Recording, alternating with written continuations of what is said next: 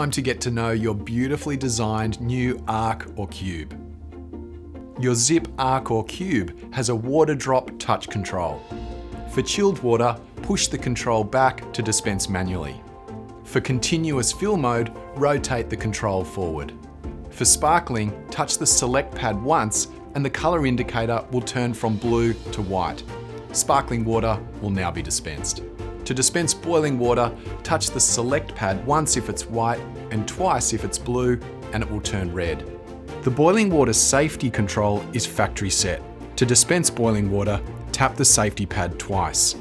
While in dispense mode, the red light will flash. With the light flashing, turn the control to your desired fill mode, back for manual and forward for continuous.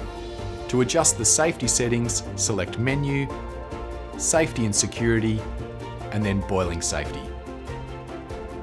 Select Boiling Safety Lock to turn it on or off.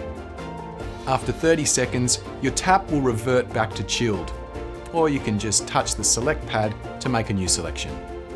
And that is your beautiful new arc or cube. For more information and helpful videos, go to zipwater.com.